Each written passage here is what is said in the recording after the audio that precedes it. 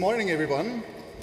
Welcome to one of the highlights of our conference. As each year we are giving the Lifetime Achievement Awards for outstanding contributions to intelligence research to a recognized and a important person in our field this year. You might have seen in the program, it is Aljoscha Neubauer, Professor for Differential Psychology in Graz. I think actually there's no introduction necessary. I'm just doing this to suffice the form because I assume that you all know about his contributions to intelligence research, but beyond that, he's done work in related fields pertaining to social skills, emotional intelligence, personality, and also I/O psychology related things, and not neuroimaging studies. So he's quite interested in many different areas. This is also something that we see through the fact that he's been president of ISIR, he's been president of ISIR, he's been president twice of the Austrian Society for Psychology. So we see many different disciplines value his contributions, but all of these contributions are connected with intelligence in one or the other way. And there's also one other remarkable thing, because he managed to be president 4 times. In Austria, usually you only can be president twice.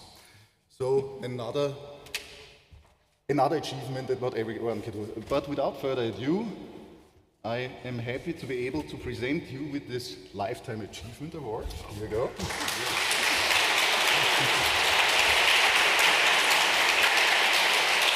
That's wonderful. Okay.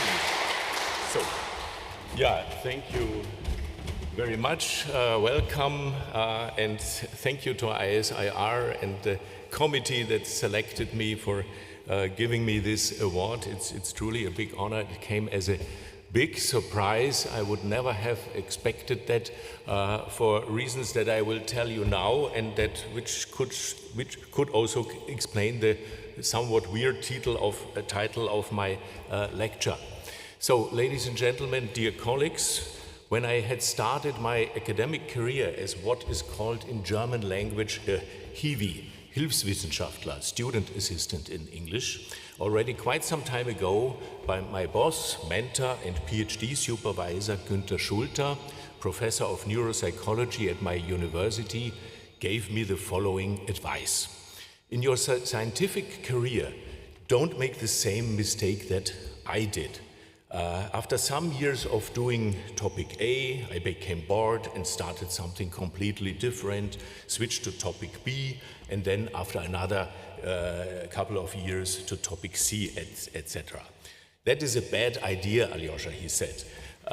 If you want to become a well-known and respected scientist, then focus on the same topic throughout your whole academic career. That was in the 1980s, in the late 1980s, and what I did was not to follow that advice, which was also, in my view, very useful. Although you could say, as Jakob mentioned, from a broader viewpoint, all what I did was somehow related to intelligence research, you will see in the next 45 minutes some quite abrupt changes in focus, partly due to external influences, but some possibly also due to aspects of my personality, of which I myself am not a valid source to speak about. Why, you will hear later about that. So much to explain this weird-sounding title of my lecture. So, what I will do now in the next 45 minutes, hopefully 45 minutes, I will speak about my first topic, the early years, speed of information processing and intelligence. Then neuroscience of intelligence with a special focus on the neural efficiency hypothesis. The third topic, intelligence and creativity. Fourth topic, intelligence in the Johari window. And finally, about enhancing human intelligence with a slight deviation also to philosophy. So, when I started my early years as a researcher, my initial interest in intelligence was fueled by an article of Hans Eysenck on a new view of human intelligence. Essentially, going back to Francis Galton, the notion that a quick brain is a smart brain, Eysenck suggested that in intelligence research we should focus our attempts on trying to measure something like a biological intelligence, which should allow a much more pure measurement of the real potential of a person, the cognitive potential of a person, than would be allowed by measures of psychometric intelligence. This should be done, or could be done, he suggested, by physiological measures with EEG, average evoked potentials, CNV, GSR, or reaction time measures in elementary cognitive tasks. I know this is a very simple view, which probably most would not agree in this simple form, but somehow I was fascinated at that time. Hans Eysenck also brought to the attention of the scientific community an early article by, in fact, an Austrian psychologist, Erwin Roth, who originally was head of department at the psychology department of Salzburg, and later moved to Nuremberg Erlangen University, and he published maybe the first article after the early studies by Francis Galton, a study on die Geschwindigkeit der Verarbeitung von Informationen und ihr Zusammenhang mit Intelligenz, the relationship of speed of information processing with intelligence.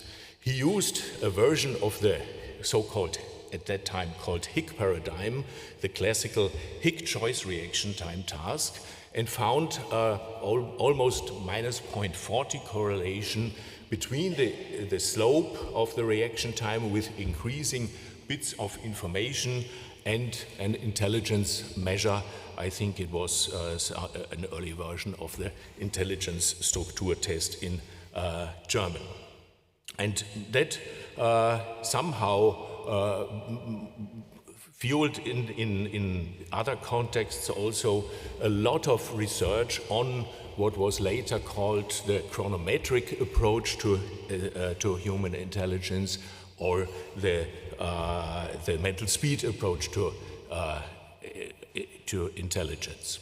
The idea is that individual differences in the speed of information processing constitute the central basis of individual differences in human intelligence. Speed of information processing is measured in this research via so-called elementary cognitive tasks that you all know. The Hick choice reaction time task, today it's called the Jensen paradigm or Jensen apparatus. The odd man out task that uses the same apparatus. Inspection time measures, Sternberg memory scanning, measuring speed of short-term memory access, Posner letter matching, speed of long-term memory access, and the finding was always negative reaction time or inspection time by G correlations. I did also maybe the first meta-analysis for the Sternberg and the Posner letter matching paradigm, which was originally published in my German Habilitationsschrift, habilitation thesis, and later then in a book chapter in this book by Kingma and Tomic.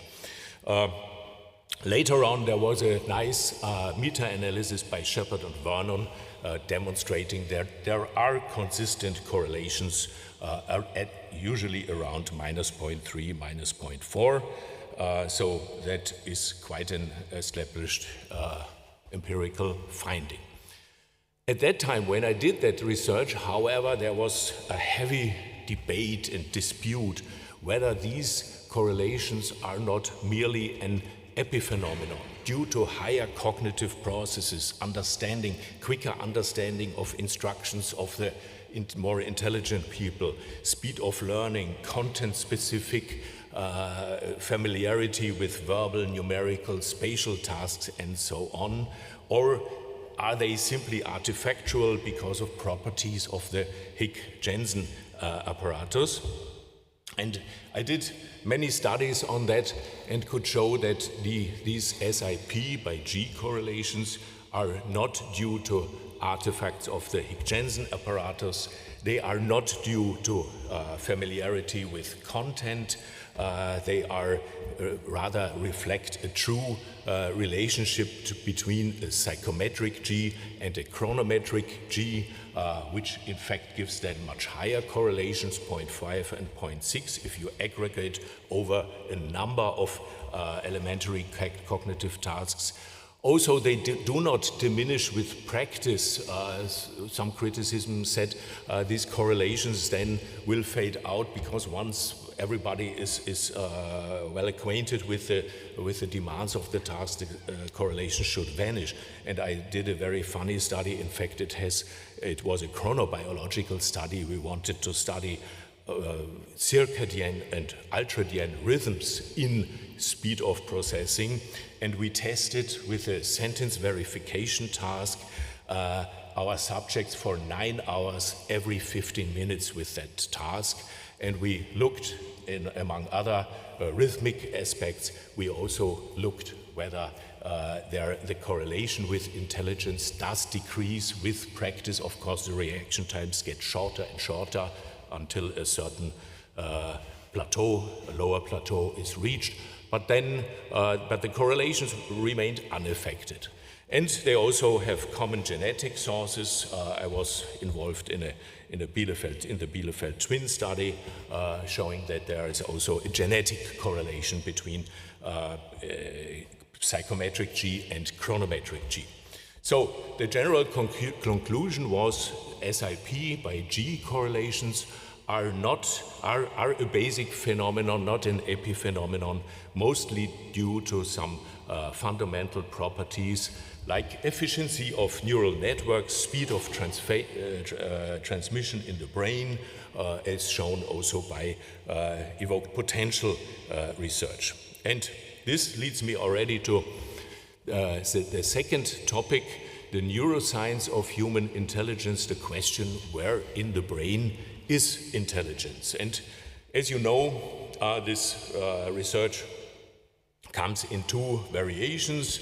Neurostructural correlates of G, measures of brain size, cortical thickness with gray matter, white matter, all measured with MRI. And on the other hand, neurofunctional correlates of G, like speed, evoked potentials or evoked related potentials in the EEG, regional brain activation as measured by PET, fMRI and EEG, or measures of functional connectivity, also measured by these methods, and also especially with MEG. I was very happy that I was even in the core group of this research. You can see, maybe you saw that last year when Rich Heyer gave his Lifetime Achievement Award talk at ISIR 2003. I was invited to a symposium on the neuro studies of intelligence that Rich Heyer organized, and I don't know whether you recognize him in the upper right-hand corner. That was me in very young years, so to speak. Yeah, the structural correlates are best summarized probably by the famous PFIT theory by Rex Jung and Richard Heyer, 2007. Most of you know that theory, that it is about communication and the function of the prefrontal cortex and functions of the parietal cortex, and the communication between these areas via the arcuate fasciculus. However, the real advent of the imaging era was already 20 years earlier by this truly seminal study by Rich Heyer, 1988, who found in at that time, very small sample of 8 subjects, quite high negative correlations between the glucose metabolism rate while solving Raven advanced progressive matrices and the score in this task. And you can see here in the left side you have a low IQ person with a Raven APM score from set 2 of 11 and on the right side of 33, so a very intelligent person. And from that finding he derived the later almost famous neural efficiency hypothesis. Intelligence is not a function of how hard the brain works, but rather how efficiently it works. This efficiency may derive from the disuse of many brain areas irrelevant for good task performance, as well as the more focused use of specific task-relevant areas. This became for many years my main topic of research, and I did many studies on that topic, also on possible moderator variables. And in 2009 I published this review paper together with Andreas Fink, where we summarized the so far published 54 studies that have done on G by brain activation relationships, and the majority of the studies in fact confirm this negative relationship. More than half of the studies, 29 out of 54, showing these findings, and very consistently across different measures like PET scan, RCBF, fMRI, and EEG, and EEG also partially with different measure confirming this hypothesis.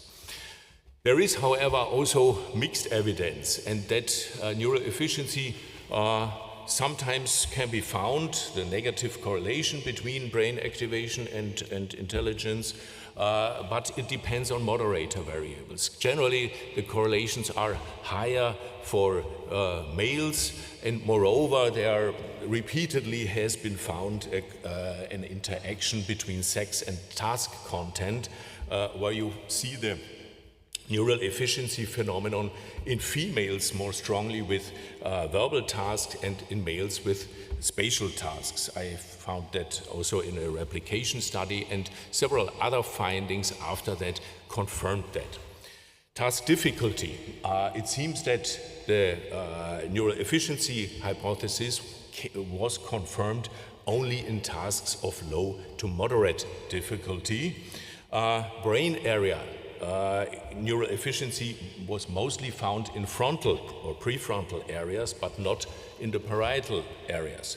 And there are studies that I did that were led by Roland Grabner, a doctoral student of Elsbeth Stern and mine, where we've repeatedly found that neural efficiency happens when people are confronted with novel intelligence test-like demands, but not when they work on familiar, on well-trained tasks. Correspondingly, there are also studies showing quite the opposite, contradictory evidence, that means positive intelligence by brain activation relationships in 9 studies. And this is often found in very difficult tasks, and especially for posterior or especially parietal areas. So we suggested a moderation of the, this should mean modification of the, it's a moderation too somehow, of the neural efficiency hypothesis, namely that the relationship holds only until a certain level of task difficulty, and then from a certain point of time it seems to reverse. And the question is, what is the reason for that? Is it a kind of self-regulation of the brain? Is it an order or a fatigue effect that when people work longer, for example, on the Raven matrices and the items get more and more difficult, so that simply the brain of less intelligent people is exhausted, does not have enough glucose anymore? Or does it reflect mostly effort? And this effort hypothesis we tested in a study where we made use of the possibility of tailored testing using rush models. We used a test developed by a colleague of mine, Martin Arendage, who was also at the Vienna University formerly, and which allows to tailor the tasks given in a computerized setting to the ability level of the participants. And what we did is we used tasks. Less intelligent people were confronted with easy tasks that were tailored so that they can solve 80% of the subjects, solved by 80% of the subjects, and medium tasks so that they can solve only 50% of the tasks. On the other hand, the high IQ persons received the same medium level task with 80%, but they solve 80% of that, and receive hard tasks that they solve with 50% probability. This allows two kinds of comparisons. The first comparison is what happens in the classical design when you give the same tasks to more versus less intelligent people. So it's the same sample-based task difficulty, so to speak. The tasks are objectively of the same difficulty. But you can also compare what happens when you compare those tasks that are solved by with 80% probability. So when the item solution rate, so to speak, is kept constant either at 80% or at 50%. And what we found is, I only give you the fMRI results very shortly, that for the same sample based task difficulty, there was the expected main effect for intelligence group, confirming the neural efficiency hypothesis. Mainly the finding was mostly on the right insula, which was more strongly deactivated in the high intelligence group as compared to the lower intelligence group. However, if you confront the persons with the same person-specific task difficulty, the differences disappear completely. There was no intelligence group in any brain area. So we concluded that neural efficiency is not merely a negative IQ brain activation correlation, but reflects an ability-dependent adaptation of brain activation to the respective task demands. So how did it go on with the neural efficiency hypothesis and the general line of research on neuroscience studies on intelligence? Most of you might know this wonderful paper by Ulrike Barsten and co-authors who brought together the findings between functional and structural brain imaging studies on intelligence, which basically confirmed the PFIT hypothesis that mostly frontal and parietal areas are correlated with intelligence structurally and functionally. It was confirmed that structurally there are only positive correlations, more gray matter, higher intelligence in these areas, and functionally again, partly positive, partly negative relations. But the most important finding, and I think it's still not resolved, that puzzle, although there are some ideas now, we heard about that here also at the conference. The most interesting finding was that there was no overlap at all in brain areas where the structural aspects correlate with intelligence, as opposed to where the functional areas correlated with intelligence. So, what is the current status? The current status the best reviews probably can be found in the two books, the recent book by Rich Haya on the neuroscience of intelligence, and recently there was also a Cambridge handbook published by Barbey et al.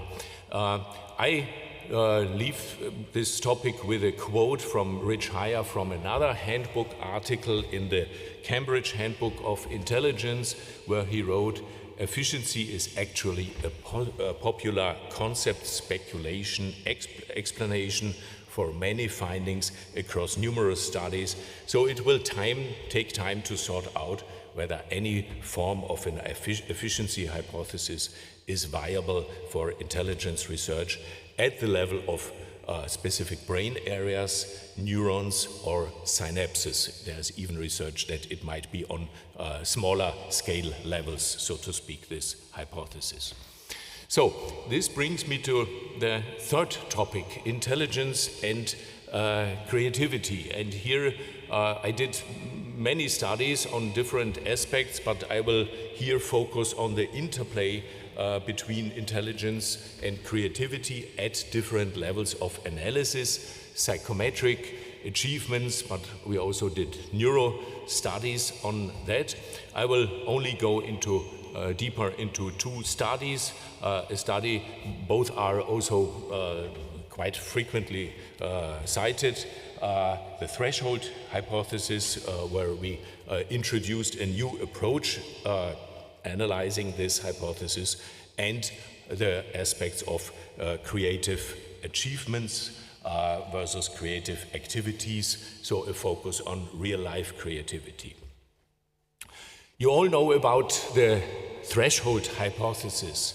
A popular version, which is not exactly the same, is that above average intelligence would be a necessary but not sufficient condition for high creativity.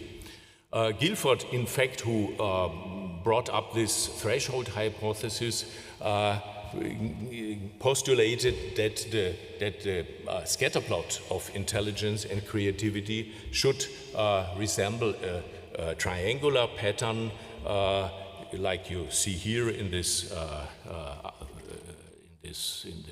correlation pattern, with positive correlations in a lower IQ range, but no more correlation in a higher IQ range. Guilford suggested an IQ of 120 could be the threshold. The threshold hypothesis has a high face validity. Can you imagine young Mozart that you see here not being a highly intelligent person? But empirically there are conflicting results. Many early studies yielded support for a threshold effect, but later on, generally there was less and less support for this hypothesis, and in a meta-analysis by Kim, correlations were equal when you divide the samples by IQ 120, lower versus higher, and the correlations of 0.24 and 0.20 are not significantly different at all. What we did is to introduce, especially Emanuel Jauch, introduce a new method that so far had been used, at least to our knowledge, only in sociological research, a method called segmented regression analysis. That means we used different creativity measures, we regressed them on intelligence, and this method allows to detect an empirical breakpoint where the slope of the function changes significantly, and so you can determine empirically where in the x variable in intelligence is a significant change in slope in the regression function on y. And I go deeply to the findings, and they were very interesting because they differed largely between different measures of creativity. We used basically five different measures of creativity. In the upper left-hand corner, you see the fluency measure of divergent thinking tasks that was averaged over 6 different divergent thinking tasks. And you can see the breakpoint that was detected here was quite low, only a little bit above 80. If you take figure B, that is the top 2 originality score. So you take only the top 2 most original ideas of a person, which has been suggested in the literature. Then the threshold turned out to be around an IQ of 100. If you take the average originality, so you average over all ideas that a person produced, then we found a breakpoint at an IQ of 120, which would correspond to the original suggestion of Guilford that the breakpoint should be 120. However, most interesting and maybe puzzling, or maybe not puzzling, is that for creative achievements, if you really look in what are the professional achievements, creative professional achievements of a person, then you see no breakpoint at all. There is a linear relationship throughout the continuum. And there are, in the meantime, several other studies, I think also by David Lubinski, found that for real creative achievements, you do not find usually such a threshold. That's not a singular finding. So I stay with this distinction between creative achievement and everyday creative activity. These are two different kinds of measures of creativity that are often distinguished in the literature.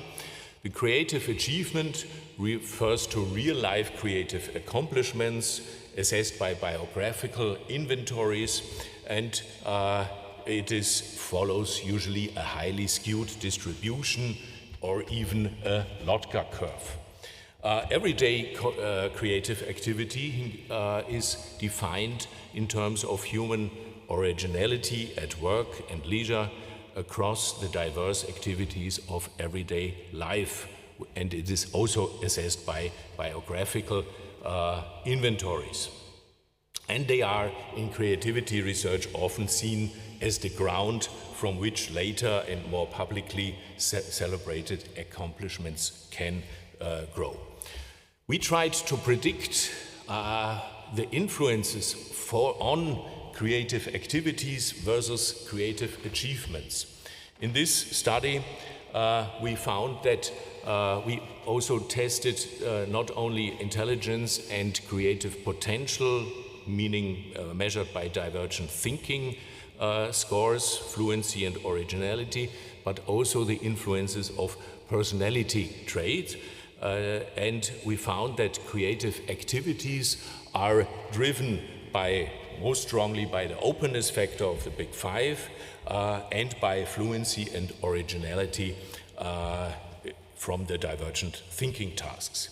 The most interesting finding, however, is that intelligence has first a direct influence on creative achievements, and moreover there's an interaction that means intelligence influences the transition from, obviously the transition from creative activities to creative achievements. The higher the intelligence, the better the transition from creative activities to real-life creative achievements.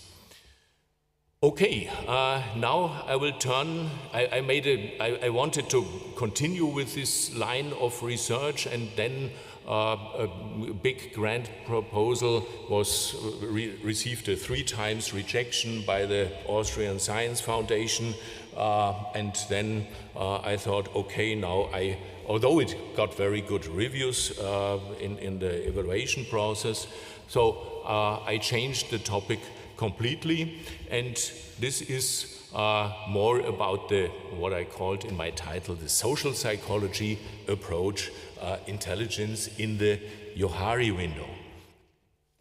Let me start with a famous quote by Benjamin Franklin: "There are 3 things extremely hard: steel and a diamond, and to know oneself."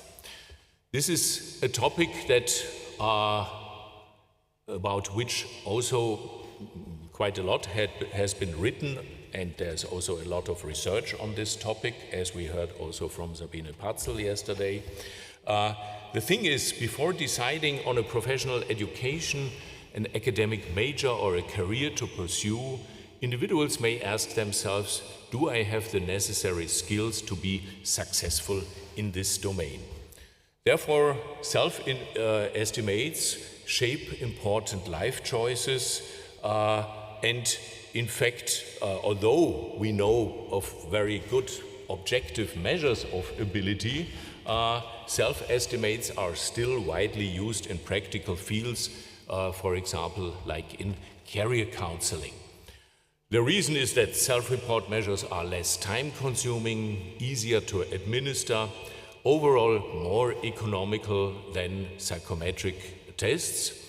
But the problem, and we have heard that yesterday, and there are several meta-analyses about that, even a meta-synthesis, so a meta-analysis over meta-analyses, that people have rather inaccurate insight into their abilities.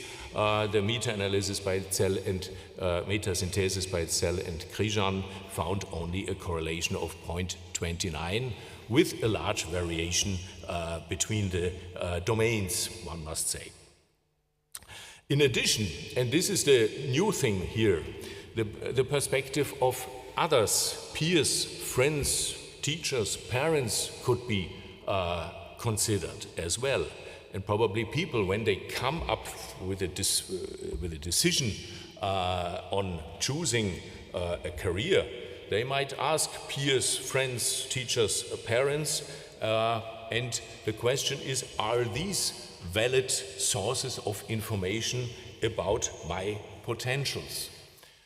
The idea is basically a very old one, first proposed by 2 American social psychologists, Joe Luft and Harry Ingham, and they called it, from their first names, the Johari window, Joe and Harry.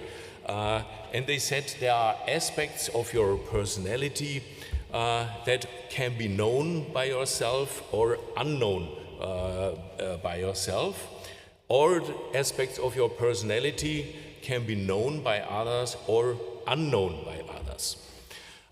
This 2x2 combination gives 4 quadrants: the open area that both sources have an insight to. Very interesting, the blind spot. What do other people see in me, which I am not aware of? Or are there aspects of my personality that are unknown by others, but known only by myself, the hidden person? And the unknown area, it's difficult to say what that really is. Nobody would know about that, so to speak. It's interesting that this idea was never really taken up in psychology to bring these 2 perspectives together until in 2010, Simin Vazir took up this idea of the Johari window, and she called it the self-other knowledge asymmetry model, the SOCA model, and she tested it for the Big 5. And she found that, in fact, extroversion is in the open area, agreeableness, conscientiousness, and intellect are in the hidden area, so other people have more information about these traits than I have myself. The correlations are higher for other sources. Neuroticism, on the other hand, is in the hidden area, so that only I myself know how neurotic I am, maybe apart from my spouse or my partner. The question, however, had until so far never been asked, what about abilities and competencies? Are they in different quadrants of this Johari windows? It could be, because other estimates, there are very few studies on other estimates. I did a review on that with Gabi Hofer in the Cambridge Handbook of Intelligence in the last one. And basically you find correlations around 0.3, sometimes even up to 0.6, that parents or teachers can give quite valid estimates, but the findings are often then moderated by gender and domain. There are even studies showing that the famous zero acquaintance studies, for example, the famous study by Peter Borkenau and Liebler, showing that even in a zero acquaintance situation where you only see the person in a video for the first time, even there you can give judgments on intelligence, on the general level of intelligence of 0.3. So the question that we studied was where in the Johari window or the SOCA model are specific abilities and competencies: verbal intelligence, numerical intelligence, spatial intelligence. But we also tested, Jakob said that, I did also research on emotional intelligence, and we developed two measures on, we rather call it emotional competency. I don't like the term emotional intelligence. Intrapersonal and interpersonal emotional competency, and creativity as measured by divergent thinking tasks. So we wanted to know where in the Johari window are these abilities, and to understand the findings that I will present now is that there is a minimum of accuracy defined by Simin Wazir in her research, meaning that the correlation to speak at least of some accuracy in self versus other judgments, there should be at least a correlation of 0.2. So we tested cognitive abilities with classical intelligence tasks. We developed self-estimation scales for these 6 abilities. You see here only the intelligence self-estimate scales. All these scales have 9 to 10 items, and they are answered on a Likert scale. And the finding, they have good reliabilities, as you see. And this figure here shows the first findings that we published on this. And this is not the usual coordinate system, because the center here is at the correlation of 0.2, because that is the accuracy criterion. And you can see that numerical abilities are clearly in the open area. They have high correlations for the self perspective, but also a rather high correlation for the other perspective. Creativity with lower correlations also in the open area. Verbal ability, and this confirms earlier findings, in the blind spot, and because here the external persons, others, have a better insight than I have myself. In the hidden area we find the intra-personal competencies and the spatial ability. So in the meantime we did about almost a dozen studies on these self-other knowledge asymmetries in diverse samples, in using different intelligence tests, testing different moderator variables, and so on. I give you here only the aggregation of these studies that Gabi Hofer prepared recently in a form of mini meta-analysis. So here you see the average correlation together with the confidence interval for these 6 abilities. And you can see numerical ability is where you have the best self-view, the most accurate self-view.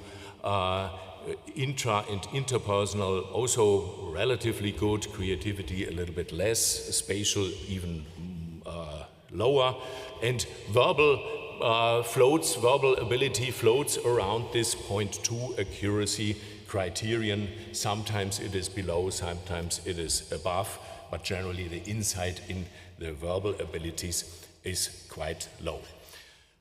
What about the other knowledge? And here I have to give another summary of the findings, because it does not make sense to calculate average correlations here, because the sources that we tested were so different. We tested partners, romantic partners. We tested friends, close friends, acquaintances, parents, classmates, and even acquaintances and even strangers in a speed dating paradigm, for example. That's a very funny study that has appeared quite recently. And what you see here is how many of the studies showed findings, correlations between the other perspective and the objectively tested ability higher than 0.2. And you see that with verbal ability, 10 studies found that the other perspective is relatively valid. The correlations, you can see that here too, are not very high. They are between 0.2 and 0.33, but at least there is some insight from other persons. Same is true for numerical ability, with correlations that here also are much higher, up to 0.45. Spatial ability, only 5 out of 11 studies showed that others here have insight into my spatial abilities. For creativity, it's a little bit more studies who showed that. Intrapersonal competency, only 3 studies, and for interpersonal 7 studies. So we can say that sometimes in some cases the other perspective can be in fact more valid than the self-perspective. We also did a study to see what, if self-estimates are so invalid or so inaccurate, what drives them. And in a recent publication in Personality and Individual Differences, we tested the hypothesis that had been suggested in the literature that self-estimates are more a reflection of personality than of the true abilities. And we found that, I will not go into details, but I was also interested a lot into the question, how are the relations then with interests, professional interests? Are professional interests driven by the real abilities of a person, or are they more driven by the self-estimated ability? And especially what happens if people overestimate their abilities. So we calculated a kind of overestimation effect or misestimation effect by subtracting the performance, the Z-score of the performance measure from the Z-score of the self-estimate measure. So showing that higher values show an overestimation, and in fact there's quite some overestimation there. And we can see here that this overestimation always, if there is a correlation, always correlates positively. 13 out of 54 correlations, 25% of the correlations are significant. The gray ones are those that survive the Bonferroni correction, and you can see the most of these correlations, in fact, are in the cognitive domain, verbal, numerical, spatial, where you can see that overestimating your ability drives your interests into certain directions, and that is probably maybe not such a good thing. I have also written a popular science book, and I dealt with the question, often the advice is given, only follow your interests, that's the most important thing. And this is simply not true. I suggest in this book, mach was du kannst, so do what you are good at, follow your gifts and not put too much emphasis on your interest. Of course, interests are important, but maybe abilities are more important than the interests. So this brings me to the question of enhancing intelligence, and I have to be brief now. This is, as you know, a very controversial topic, and some see it as the holy grail of neurocognitive sciences. There was the very heavily disputed study by Susanne Jägi, who reported that they could improve fluid intelligence with training on working memory, but that study received a lot of criticism. Replication were mostly unsuccessful. Meta-analysis showed no or very weak effects. And Shipstead et al. In this wonderful paper said there is basically no near transfer from working memory to higher intelligence when you train working memory. Another example that there are examples for near transfer, but not for far transfer. Why is that enhancement topic so important? And I was surprised that I think there was not a single intelligence enhancement study, namely neuroscience enhancement study at this conference. Because this is a topic that plays a big role in philosophy, in other areas, and because there is a recent movement called transhumanism, maybe some of you have heard about that, and they put much hope in enhancing people so to accelerate evolution, to overcome the imminent problems of our planet, the climate change, the growing economic and social inequalities, and so on. And they continuously talk about neuroenhancement and advocating methods like transcranial electrical stimulation, magnetic stimulation, BCI, brain-computer interface, or even deep brain stimulation. But what does the evidence say?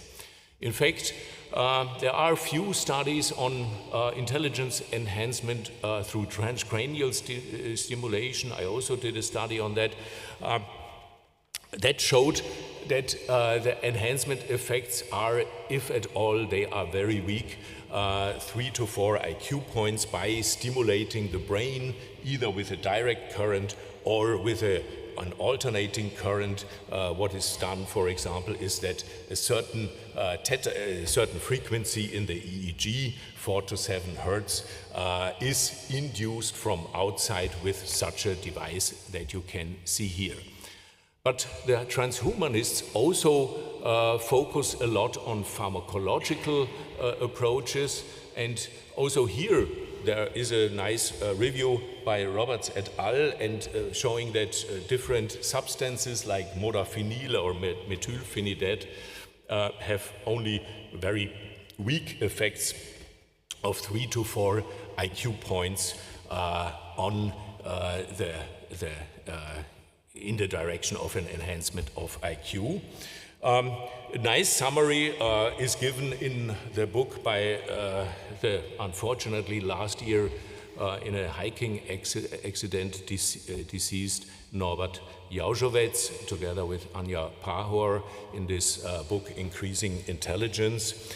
And there's also the question, I really recommend to you this paper by Hills and Hertwig, who views this enhancement topic from an evolutionary perspective and asks, why aren't we smarter already? And speaks about evolutionary trade-offs and cognitive enhancement, and that's a very good read. So I finish with, if you are more interested into that topic, I finish with this paper that I published in that already yesterday mentioned special issue of intelligence on the future of intelligence research, edited by Rich Heyer, where I made a look into these many open questions that are raised by transhumanism, and where in the whole community, in the transhumanism community, you find people from all directions, philosophers, theologians, technicians, IT guys, biologists, and so on, but no psychologists. And that's, in my view, not good. And there are many unsolved questions about this enhancement topic, and I address them regarding the topic of transhumanism, but also other questions regarding the relation of human intelligence with artificial intelligence. We have yesterday also spoken a little bit about that, and the question is that comparable at all? So if you are interested in that, maybe you have a look at this paper.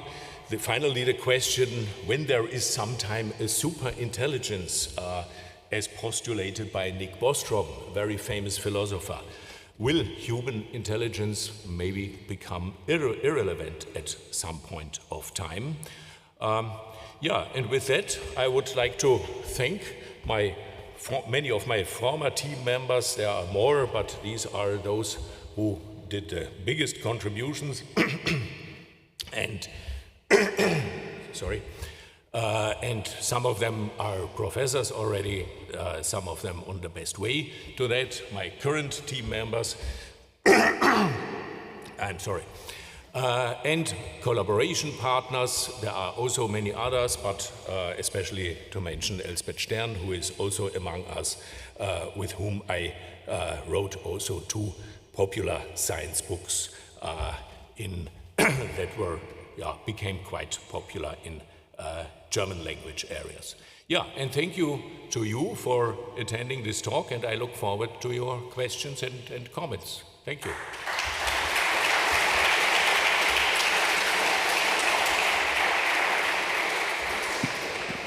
Thank you, Aljoscha, for your, really nice overview about the many different things that you've done. We have a couple of minutes for questions.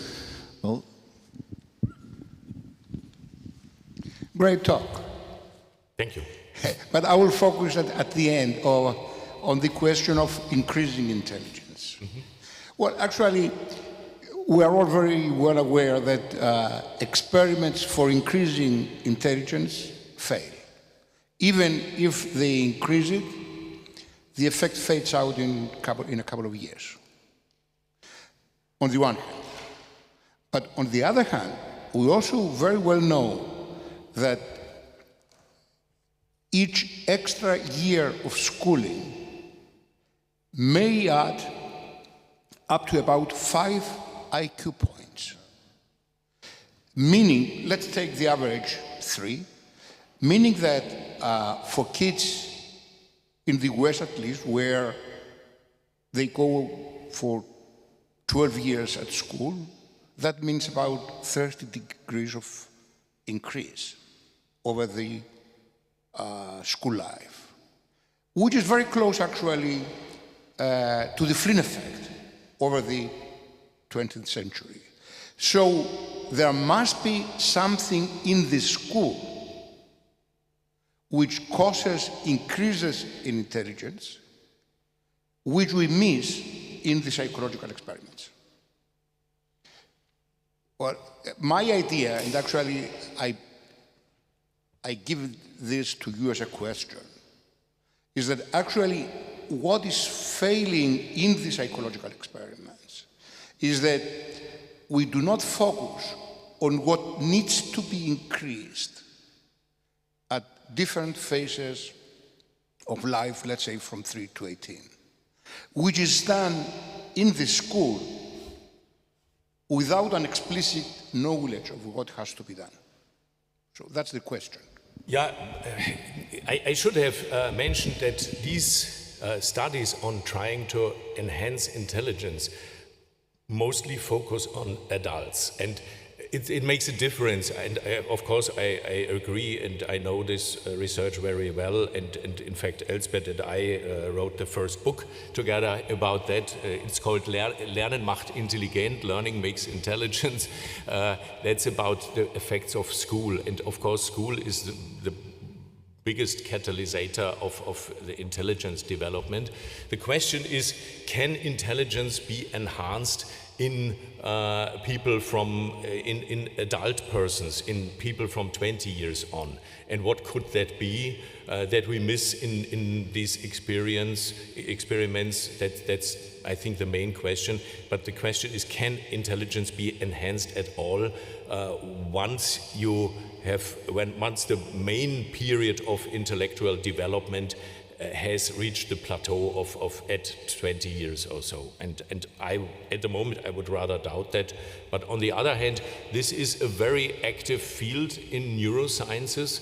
And that's why I said I'm surprised that this is not a topic here at the conference, because at neuroscience conferences, this is a big topic. And each year, I don't know, a dozen studies on intelligence enhancement are published using diverse neuroscience methods trying to enhance intelligence. Yeah. Thank you for the great talk. I actually have a question about a topic you just mentioned quite little, the neurotropic space. And I wanted to ask you if you know of any studies of things like this are being conducted of the IQ of people who had like a very long modafinil exposure over their lifetime, if it's different for people with an average IQ, a high IQ, and building on that, if there's any measurable effect on people doing like strong ayahuasca sessions in South America and everything. Do you have any idea if this also changes your brain? Because, for example, LSD seems to lead to some weird synesthesia effects. Yeah. What was the last? It's really difficult to understand. Yeah, I'm sorry. It's my question is on the effects of nootropics, or broadly speaking, all these psychedelics, if there are longitudinal studies. So would you expect, for example, a person who takes a lot of LSD or ayahuasca sessions in South America, that their IQ also changes? Because if you read, there are several reviews, not only that by Roberts et al., but also several other reviews. I mentioned them in my paper, and basically they show that also other pharmacological substances basically could not show any effects on intelligence regarding intelligence improvements in adults. So far not, but I don't know. Maybe someone invents the IQ pill at some point of time. In fact, in Austria, 10 years ago, you could go to the pharmacy and could buy an IQ pill. That was, of course, bullshit.